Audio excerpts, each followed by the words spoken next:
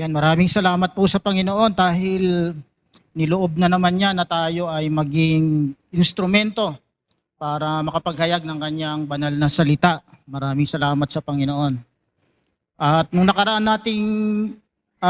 po akong nag-preach dito, medyo kalahati pa lang yung tiles noon. Nakakakaba.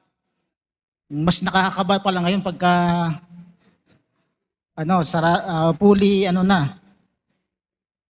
fully tiles na. Lalo sigurong mas nakakabang mag-preach pagka naka-aircon na tayo.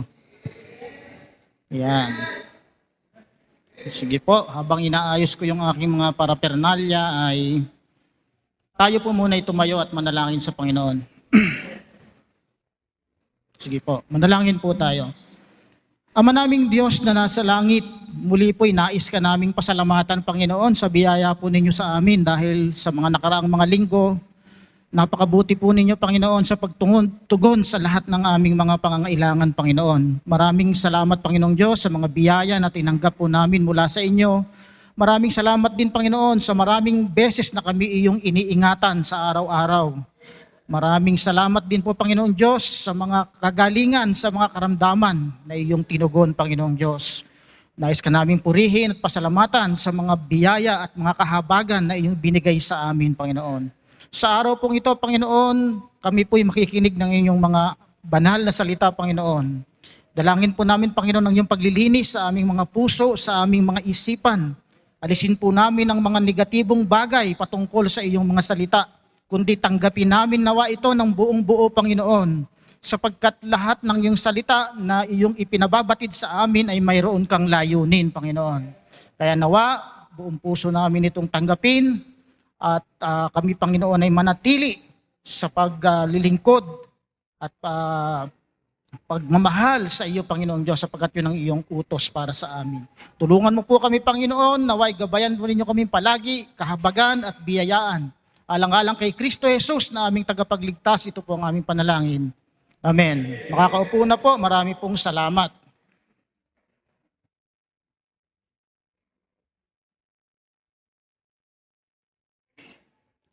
Luke chapter 12, verses 13 hanggang 20.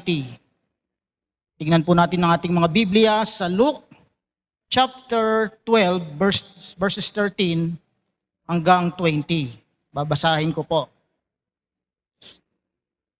Sabi po dito, habang sinusundan po ninyo sa inyong mga Biblia, babasahin po natin itong isang kasaysayan na sinalita ng ating Panginoong Hesukristo. Sabi doon, and one of the company said unto him, Master, speak to my brother that he divide the inheritance with me. And he said unto him, Man, who made me a judge or a divider over you? And he said unto them, Take heed and beware of covetousness, for a man's life consisteth not in the abundance of the things which he possesseth. And he spake parable unto them, saying, The ground of a certain rich man brought forth plentifully. And he thought within himself, saying, What shall I do? Because I have no room where to bestow my fruits. And he said, This will I do. I will pull down my barns and build greater, and there will I bestow all my fruits and my goods. And I will say to my soul, Soul, thou hast much goods laid up for many years. Take thine, eat, drink, and be merry. But God said unto him, Thou fool, this night thy soul shall be required of thee. Then who shall those things be which thou hast provided? Gusto ko pong basahin natin sa wikang Tagalog para po kasi po ang preaching naman po ay pakikipag-communicate para dahil hindi naman talaga sobrang tatangos ng ilong natin para maintindihan ng gusto yung English, Kaya basahin po natin sa wikang Tagalog itong kasaysayan, maganda po. Luke 12, 12, hanggang 20. Sinabi kay Jesus ng isa sa mga naroroon, Guro, iutos nga po ninyo sa kapatid ko na ibigay niya sa akin ang bahagi ko sa aming mana. Sumagot siya, sino ba ang naglagay sa akin bilang hukom o tagapaghati ng mana ninyo? At sinabi ng Panginoon sa kanila, mag-ingat kayo sa lahat ng uri ng kasakiman, sapagkat ang buhay ng tao ay wala sa dami ng kanyang kayamanan. Pagkatapos, isinalaysay ni Jesus ang isang talinghaga. Isang mayaman ang umani ng sagana sa kanyang bukirin. Kaya't nasabi niya sa sarili, ano ang gagawin ko ngayon? Wala na akong paglagyan ng aking mga ani. Alam ko na, sabi nito. Ipagigiba ko ang aking mga kamalig at magpapatayo ako ng mas malalaki. Doon ko ilalagay ang aking ani at iba pang ari-arian. Pagkatapos ay sasabihin ko sa aking sarili, marami ka nang naipon para sa mahabang panahon. Kaya't magpahinga ka na. Magpahaya-hayahay ka na lamang. Kumain, uminom, at magpasarap sa buhay. Verse 20, ngunit sinabi sa kanya ng Diyos, hangal. Grabe, ano? Akala natin hindi kayang ng Diyos yung ganitong salita. Hangal, o you fool, sabi sa Ingles, sa gabiring ito, babawian ka na ng buhay. Kanino ngayon mapupunta ang mga inilaan mo para sa iyong sarili? Ang title po ng ating pag-aaralan ngayon ay The Foolishness of the Rich Man. Galing po yung aking sermon outline kay Reverend Victor Ami. Yan, at malaya naman po niyang ang kanyang mga message outline para ating magamit sa ating mga gawain. Yan. Ang tanong, why was the rich man foolish? Bakit ba tinawag ng Diyos na itong si rich man o itong mayaman na ito ay hangal? Yan. Ano-ano bang dahilan? Bakit siya sinabi ng Diyos na hangal o foolish? He was foolish because, number one, he forgot others. Kinalimutan niya ang kanyang kapwa. Yan. Kaya pala siya naging hangal, kinalimutan ang kanyang kapwa. Tapos, he thought only of himself. Sarili lang niya iniisip na. Di ba sabi nga doon sa huling mga bahagi ng talata, sabi niya, alam ko na, gigibain ko yung aking kamalig na maliliit, palalakihan ko. Tapos doon ko iimbak lahat ng aking inani, matutulog ako at kakain na lang ang nagpapasarap sa buhay. Yun na lang ang aking gagawin. Habang ako'y nagpapakasaya dahil yung aking ani sobra-sobra. Mahabang panahon akong masagana.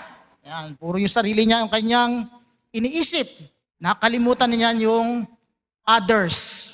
Ano nga yung ikalawa sa pinakadakilang utos ng Diyos na ibinigay para sa mga Israelita noon? Sabi ng Matthew chapter 22, verse 39, sa wikang Tagalog, ito naman ang pangalawa, sabi ng Panginoong Hesus, ibigin mo ang iyong kapwa gaya ng pag-ibig mo sa iyong sarili. Yon. Kinalimutan ni rich man na ibigin din yung kanyang kapwa gaya ng kanyang sarili. Kaya tinawag siya ng Bibliyang hangal. Alam niyo po yung 10 utos na ibinigay noon kay Moises ay hinati ng Panginoong Hesus sa dalawa. Yung 10 Commandments, ginawa na lang ng Panginoong Hesus na dalawang bahagi. Una ay ang responsibilidad natin sa Diyos. Ikalawa ay ang responsibilidad natin sa kapwa.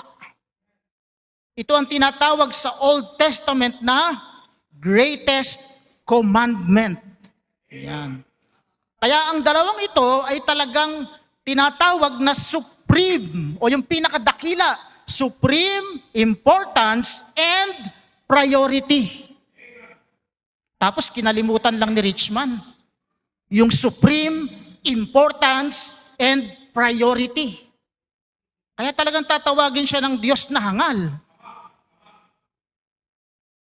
Sabi nga ng isang kanta, walang sino man ang nabubuhay para sa sarili lamang. Di ba? Tapos, walang sino man ang mamamatay para sa sarili lamang. Alabang ganon. Tapos sabi pa ng kanta, tayong lahat ay may pananagutan sa isa't isa. Tama po yun, meron tayong pananagutan sa isa't isa, sa ating kapwa. Kasali yan doon sa sinabi ng Panginoon, ibigin mo ang iyong kapwa gaya ng iyong sarili. Lahat tayo may pananagutan sa ating kapwa. Paano nga ba ang dapat gawin para maibig ang kapwa gaya ng sarili? Yan ang tanong, paano ba natin maiibig yung ating kapwa? May example po dyan ng Panginoong Hesus. Ganito lang po yan. Kung ano ang hindi mo gusto, huwag mong gawin sa iba. Galatians chapter 6 verse 10. Sa wikang Tagalog pa rin po. Kaya nga sa lahat ng pagkakataon ay gumawa tayo ng mabuti sa lahat ng tao. Lalong-lalo na, especially sa mga kapatid natin sa pananampalataya. Para pala masunod natin yung commandments ng Diyos na yon, na ibigin ang kapwa gaya ng sarili, gumawa raw tayo ng mabuti sa lahat ng tao. Lalong-lalo na sa ating mga kapatid sa pananampalataya. Yan, gumawa daw tayo ng mabuti. Sa lahat ng pagkakataon, sabi ng aklat ng Galatian. Kasi po, hindi tayo laging may pagkakataon. Nauubos po yung pagkakataon na yan. Kaya samantalahin nyo po, sabi ng Galatian. Siyempre, unang-una nating dapat gawaan ng kabutihan ay ang atin kanya-kanyang mismong pamilya. Bago tayo mag-extend sa iba, pamilya muna. Kasi hindi naman tayo DSWD para mamigay sa kung kani-kanino. Dahil kokonti lang yung ating resources. Kaya dapat, una munang gagawaan natin ng mabuti ay ang ating kani-kaniyang pamilya. Sabi nga ng quotation, family first before anything else. Invento ko lang po yun. Lalong-lalo na ang ating mga magulang. Sa mga churches po na nadaluhan ko noon, may mga napakinggan po ako na nagtuturo ng ganito.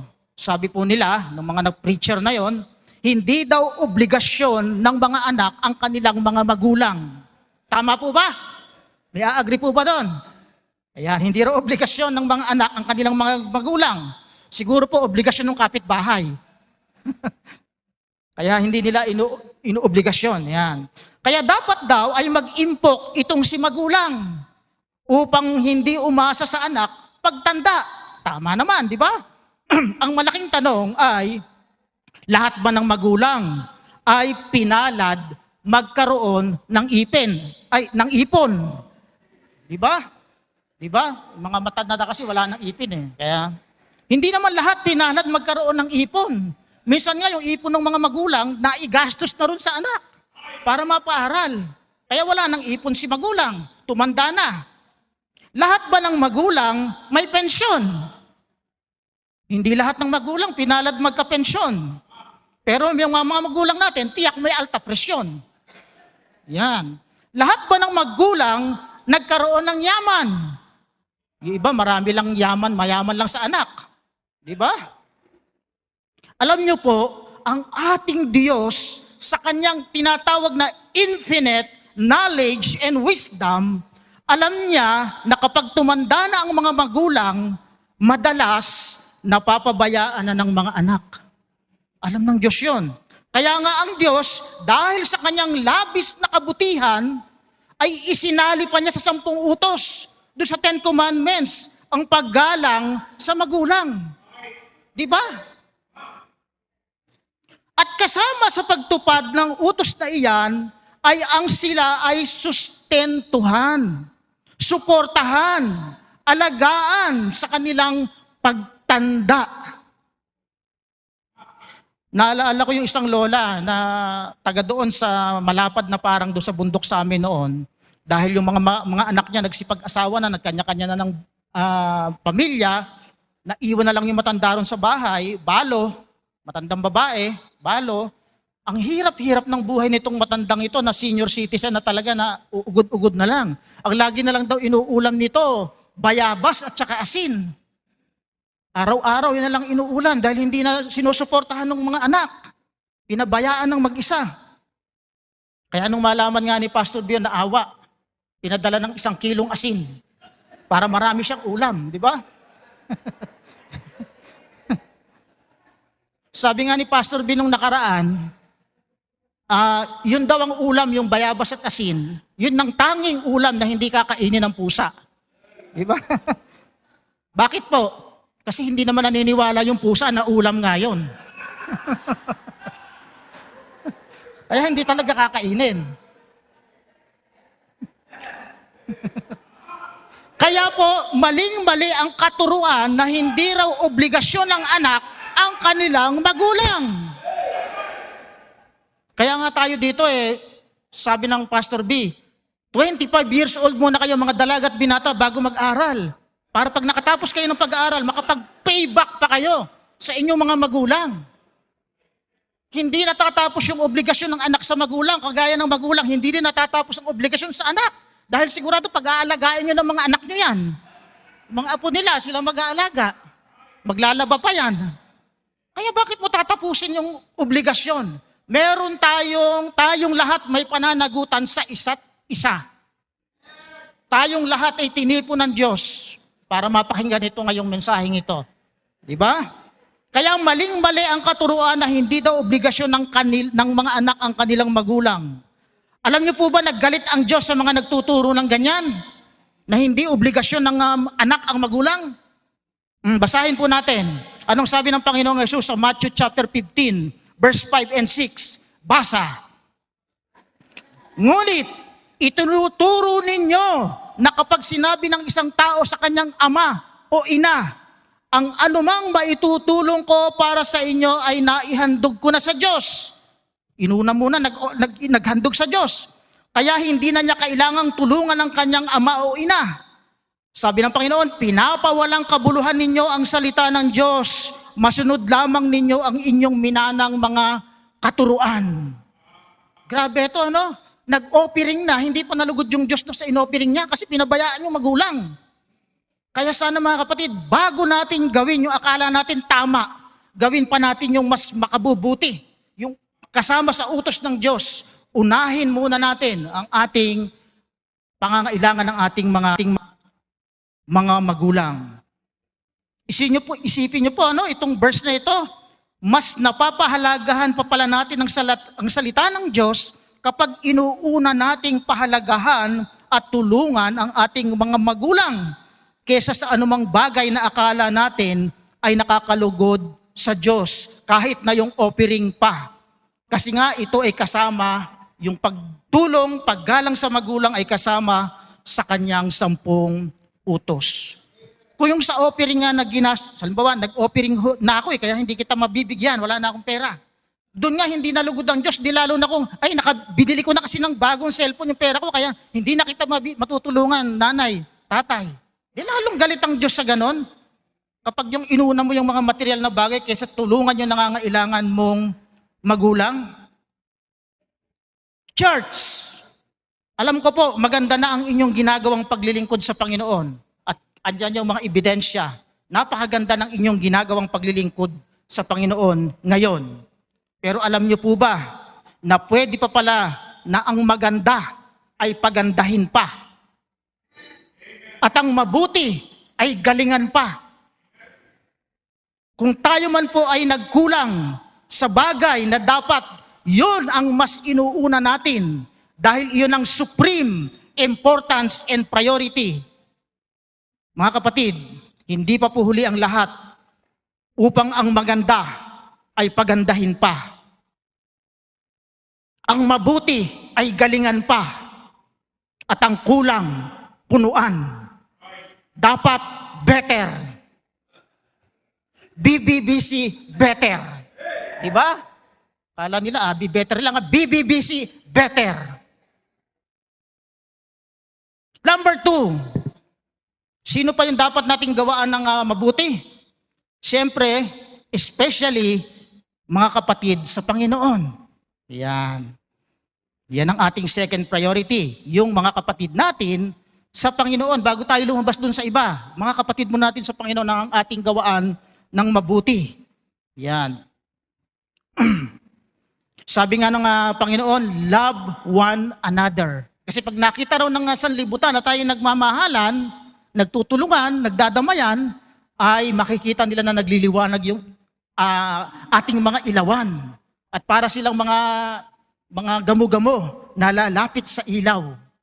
Kaya mabuti talaga na mag-love one another tayo. Ano sabi ng James chapter 2, verse 15 to 16? Kaya sana ay huwag lang ganito. Nais kong ipanalangin. Basahin natin. James chapter 2 verse 15 to 16. Hindi ko pala naisulat. Mali. James chapter 2 verses 15 to 15 to 16.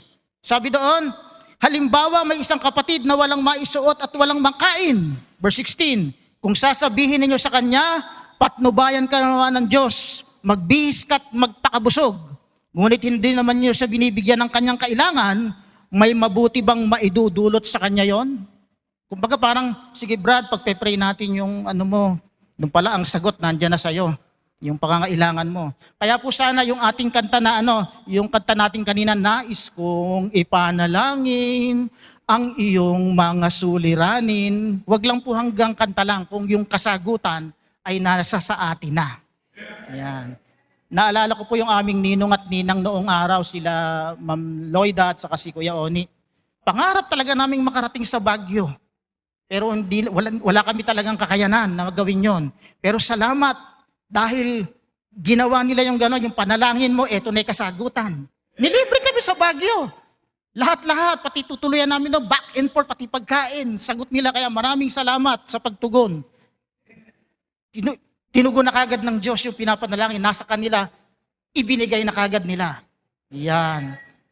Ganyan talaga dapat tayong mga magkakapatiran. Nagtutulungan, bumubunot. Kung meron. Yan. Wag lang panalangin. Yan. Number 3, eto, saka pa lang tayo tutulong ngayon sa iba. Nung natulungan mo na yung pamilya mo, okay, busog. Tinulungan mo yung kapatiran, okay, busog. Saka pa lang tayo mag-extend ng tulong sa kapwa. Para hindi tayo maging hangal sa paningin ng Panginoon. Sino-sino yung mga others na ito? Para kayong others Yan. Huwag tayong parang others Ito yung mga others.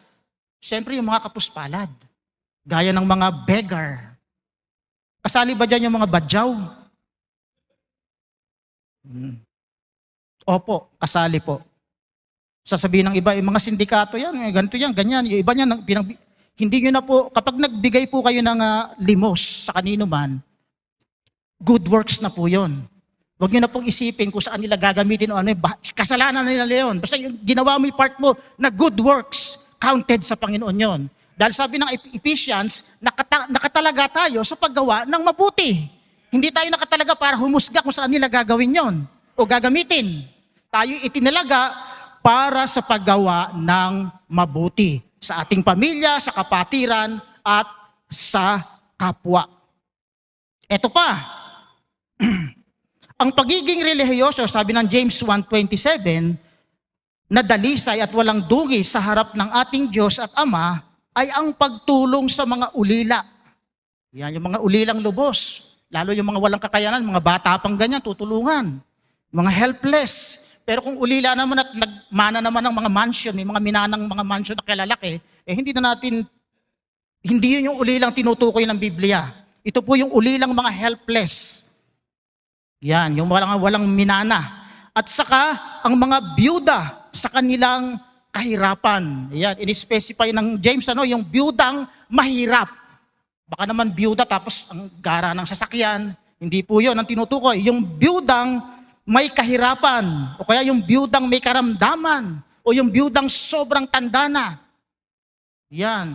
Kaya sana sa simbahan na ito, magkaroon din tayo ng proyekto na kapag meron na tayo ditong mga naging biyuda na walang kakayanan, ay gagawaan natin ng proyekto na susuportahan din natin. Yung mga walang kakayanan na, lalo yung may mga karamdaman, mga matatanda na, para malugod sa atin lalo ang Diyos. Para better. Di ba? Kaya, hindi lang tayo dapat nagsisimba, kundi nagsisikap ding makatulong sa mga aba. Yan. Ikalawa, ano pang dahilan kung bakit naging hangal itong si Richman? Pasensya na po kayo, pahabaan naman po ngayon. Dati pa, igsian. Number 2, he forgot his soul. He had his mind set on material things. Nakalimutan niya, meron siyang kaluluwa. Akala niya, abogado siya na walang kaluluwa.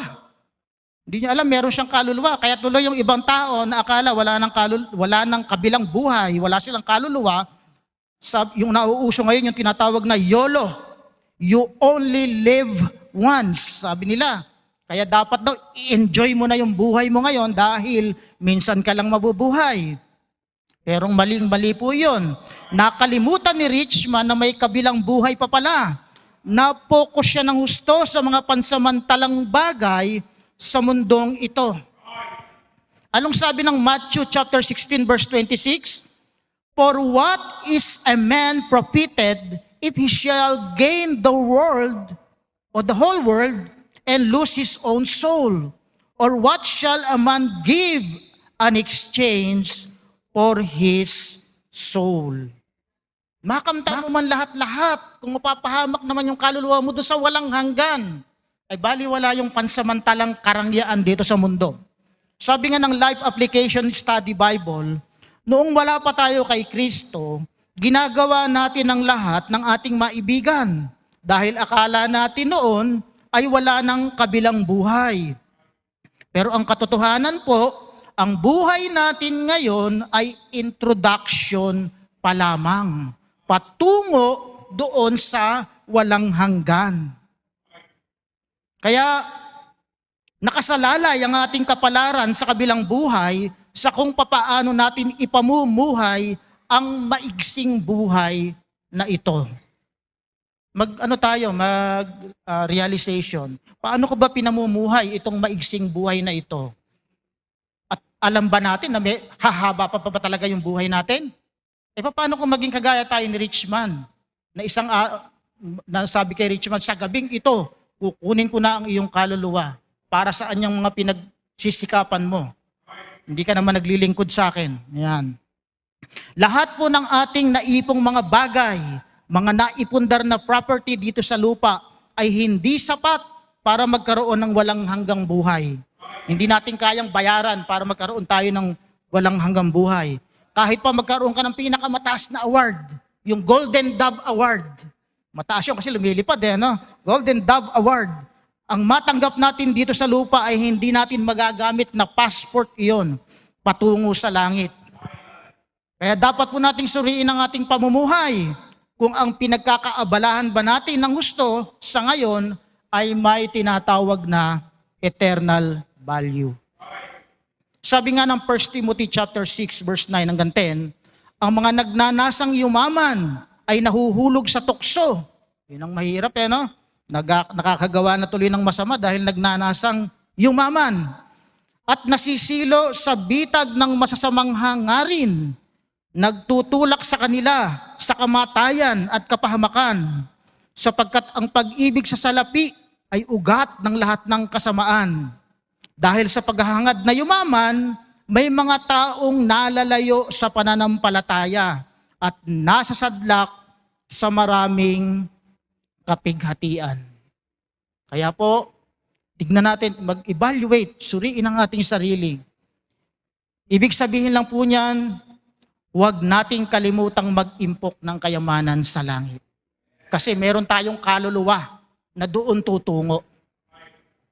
Number 3, he forgot death. Yan, nakalimutan niya. May limitasyon ng buhay. He thought he had a long life to live. Akala niya mahaba pa yung ibubuhay niya. Ano sabi ng James chapter 14? 4 chapter verse 13 and 14? James chapter 4 verse 13 to 14.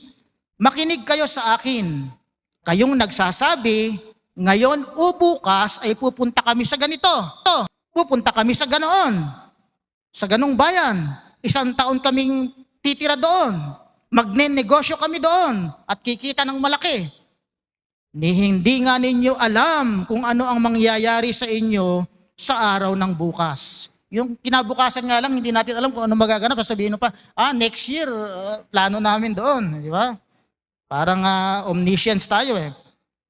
Hindi raw natin alam ang araw ng bukas. Sabi ni James, ang buhay ninyo ay parang hamog lamang.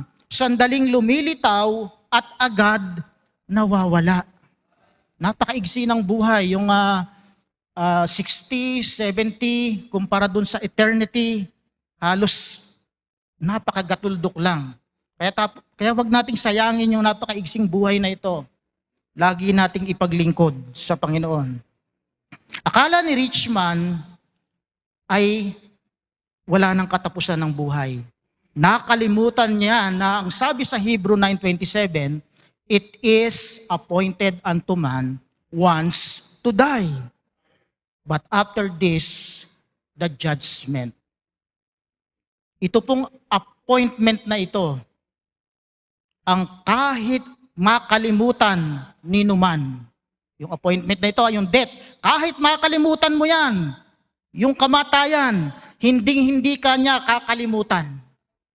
Susunduin ka pa. Hindi ka makakalimutan ni death. Kahit kalimutan mo siya. Nanunundo yan. Knock on wood.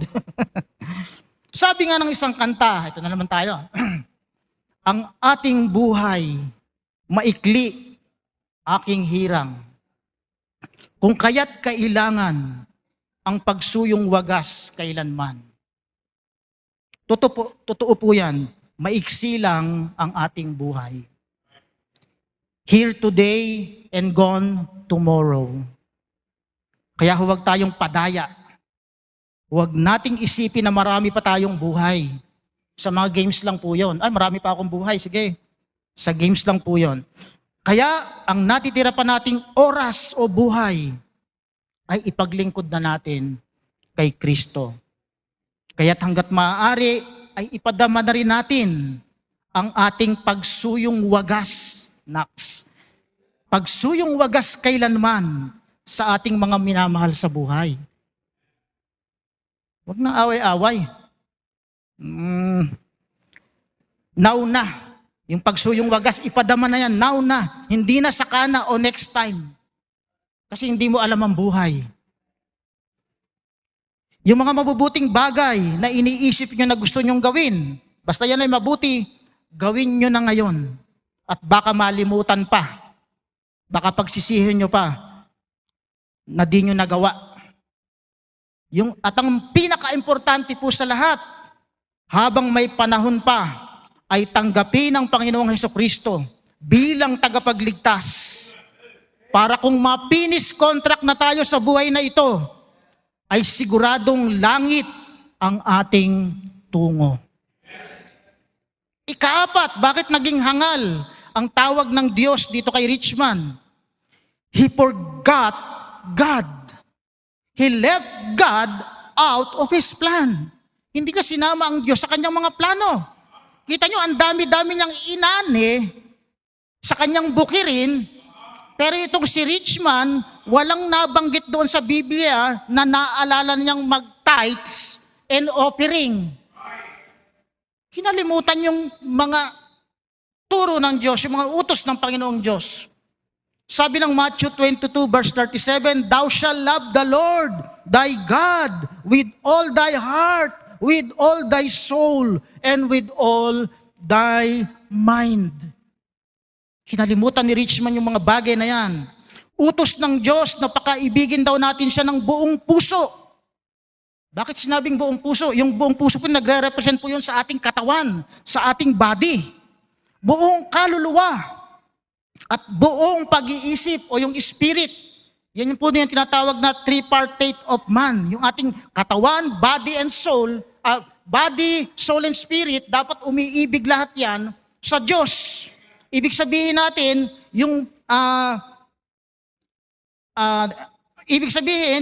ibigin natin siya ng buong buo.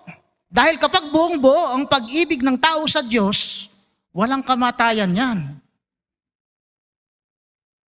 Walang kamatayan yung ganyang uri ng pag-ibig, yung buong buo, yung buong pagkatao mo, yung buong kaluluwa mo, buong pag-iisip mo. Walang kaluluwa yan. Sabi nga ng kanta na isa, yung kanta na naman to. Magagalit na si Sir Junel niyan. Sabi na isang kanta, first love never dies. Yan. Kaya malamang yung mga taong naging ex nyo, na first love nyo dati, ay buhay pa ngayon. Kasi first love never dies. Immortal.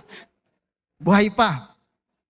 Itong si Richman, hindi man lang niya naalala ang Diyos. Bakit? Patunay lang na hindi niya sinunod ang kautusan na love the Lord thy God with all thy heart. Hindi niya inibig ang Diyos, kaya kinalimutan niya. Kasi yung tunay na pag-ibig, di ba, hindi nakakalimot. Ibig sabihin, hindi. Kaya tinawag ng Diyos itong taong ito na hangal. Ikalima, he forgot real joy. Ang motto pa nga niya eat, drink, and enjoy. Yan ang naging motto nito. Anong sabi ng Psalms chapter 1, verses 1 and 2?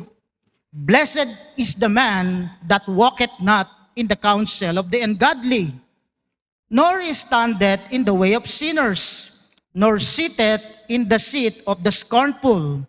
But his delight it is in the law of the Lord, and his law he meditate day and night. Yun daw po ang tunay na mapalad na tao, hindi yung sobrang yaman.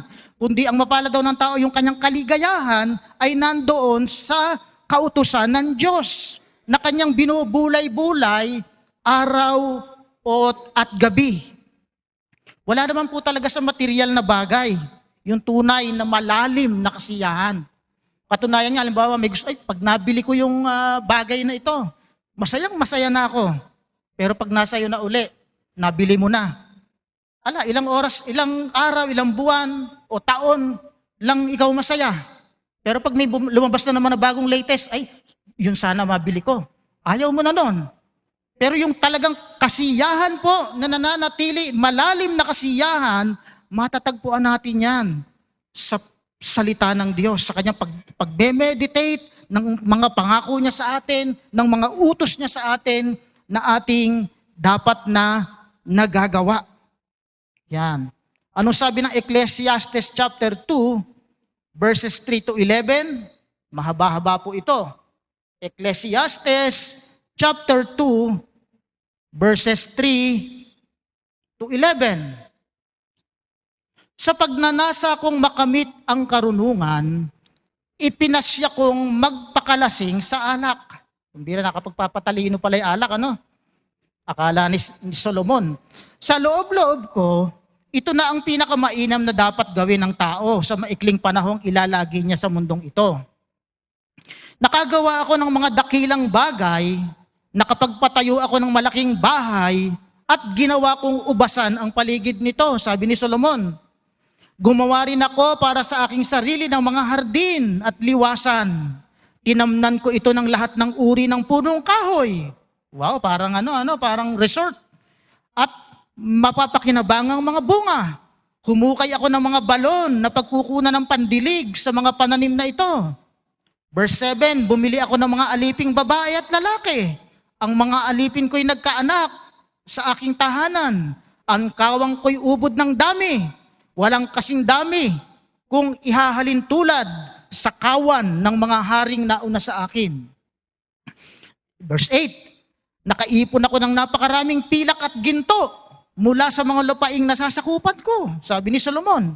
Marami akong mang-aawit na babae at lalaki. Mga nag-i-entertain sa kanya. Marami akong asawa at pawang magaganda. Wow.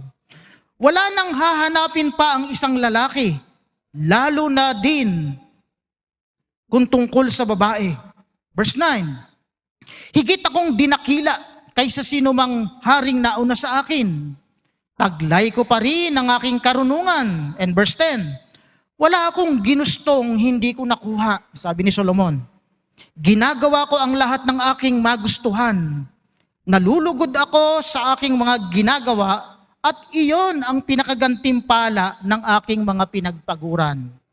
Pero sabi ng verse 11, pagkatapos, inisip kong mabuti ang mga ginawa ko at ang pagod na aking pinuhunan. Nakita kong ang lahat ay pawang walang kabuluhan. Tulad lang ito ng paghahabol sa hangin. Kita nyo, yung palang magagandang bagay na akala natin magbibigay na sa atin ng kasiyahan, sabi ni Solomon, dahil na-experience na niya lahat yan. Sabi niya, wala palang kabuluhan, para lang ako naghabol sa hangin. Sayang lang yung pagod ko. Kung pagkain sana. Nabusog pa ako. Diba? Naghabol lang sa hangin. Kaya yung dinadaya lang tayo talaga ng diablo. Akala natin yung mga bagay na ito magpapasaya sa akin. Yung award na ito, sasaya ako dito. Pero hindi po yun. Ang dapat delight is in the law of the Lord. Yun ang tunay na kasiyahan. Malalim na kasiyahan. Sa pagtatapos po, nawa ay huwag ipanghintulot ng Diyos na tayo ay maging kagaya ng mayamang hangal na pinag-aralan natin na ito. Na pang sarili lang ang iniisip, kinalimutang tumulong sa kanyang kapwa, especially sa kanyang mga magulang. Kinalimutan na mayroon pang kabilang buhay, nakapokus lang siya sa mga material na bagay. Kinalimutan na ang buhay may katapusan. Akala niya mahaba pa ang kanyang ilalagi sa mundo. Kinalimutan ang Diyos, hindi isinama ang Diyos sa kanyang mga plano. Panghuli, kinalimutan na ang totoo at tunay na kasiyahan ay tanging nasa Diyos lamang. Tumayo po tayo at manalangin.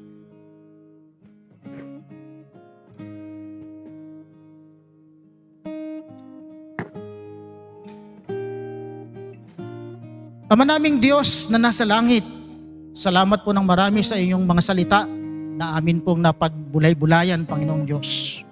Nawa po, Panginoon, tulungan po ninyo kami, Panginoon. Kahabagan po ninyo kami na huwag kaming matulad doon sa mayamang hangal na iyong isinaysay sa iyong mga alagad. Kahabagan niyo kami, Panginoong Diyos. Bigyan niyo po kami ng kakayanan na magawa ang inyong mga dakilang bagay na ipinag-uutos sa amin upang yung mga bagay na maganda ay aming pagandahin pa. Yung mga mabubuting bagay na akala namin ay mabuti na, dapat naming pong galingan pa. At kung kami man po, Panginoon, ay nagkulang, Panginoon, sa mga nakaraang panahon, tulungan mo po kami ng Panginoon Diyos na ito'y mapunuan. Sa pagkapatuloy po ng ating pananalangin, narito po ang ating Pastor Bernard.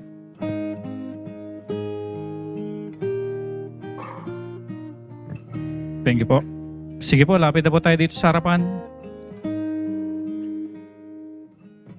Nagiging hangal pala tayo pag puro sarili lang iniisip natin at hindi natin iniisip ang iba. Nagiging hangal pala tayo na nakakalimutan natin na mayroon dapat eternal reward. Na hindi lamang puro ang isip natin ay dito sa lupa. Nagiging hangal pala tayo pag nakalimutan natin na maiksi lang ang buhay. At nagiging hangal pala tayo o kapag ang plano natin ay hindi na talaga kasama ang Diyos. Kumusta ang ating mga plano sa buhay? Tanong, kasama pa ba ang Diyos? Kung minsan iniisip natin kapag naka-acquire ako ng ganito, magiging masaya ako. But the real joy ay yung merong tayong pagmamahal, pag-ibig sa Diyos at sa Kanyang salita. Ama naming Diyos, salamat sa mensahe. Tulungan niyo kami, Panginoon, na huwag maging hangal sa inyong harapan. Tumulong kami hanggat may pagkakataon, lalo na sa mga mahal namin sa buhay, sa kapatiran at sa iba. Gamitin mo kaming instrumento, Panginoon, para sa iba. Tulungan mo kami, Panginoon, na mas mapabuti pa at mapahusay ang paglilingkuran sa inyo. Tignan namin ang katotohanan, Panginoon, ang buhay namin ay maiksi. Huwag naming ipagmayabang na buhay pa kami bukas. Kung ano ang magagawa namin ngayon para sa inyo, gawin na namin ngayon na. Kung kami impok ng pera, ng kayamanan, pundar ng pundar, pero hindi naman kami nagpa-participate sa inyong gawain, ang tingin nyo sa amin, Panginoon, mangmang. Salamat po sa mensahe. In Jesus' name we pray. Amen.